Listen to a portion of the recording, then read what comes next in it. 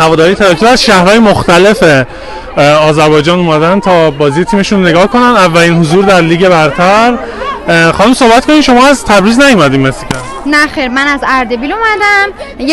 از خود اردبیل نه، یکی از شهرستانهای اردبیل اومدم که 4.5 ساعت تا اینجا راهه.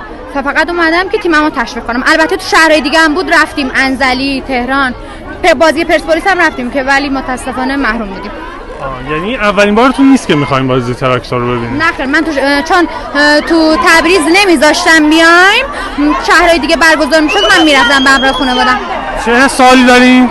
خیلی خوشحالم که دخترای آذربایجان تونستن بیان تیمشون رو از نزدیک تشویق کنن. حالا اتوبوس هم داره میاد، زیاد وقتتون نمیگیرم. بازیکنای تیم هم میشناسین؟ بله.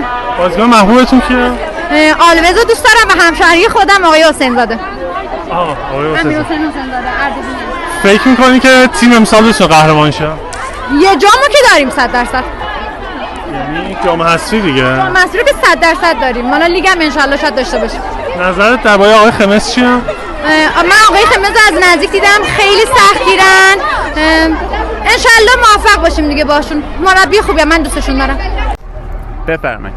من از 18 سالگی طرفدار تیم تراکتورم و الان اومدم اینجا که بعد از 10 سال، یعنی الان که 28 سالمه، آرزوی 18 سالگیمو برآورده کنم.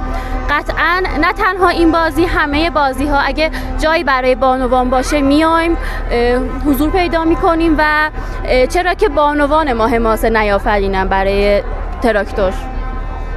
و این پیرنی که تنتونه مال سال 88.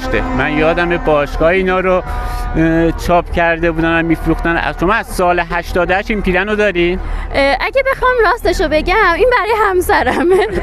چون من 18 سالگی کلی مچبند و پرچم گرفته بودم، شال، ولی بخشش کردم، نمیتونستم بیام. به پسر عمو، پسر خاله همه رو بخشیدم و الان از وسایل همسرم استفاده میکنم. کلاهش هم دارم.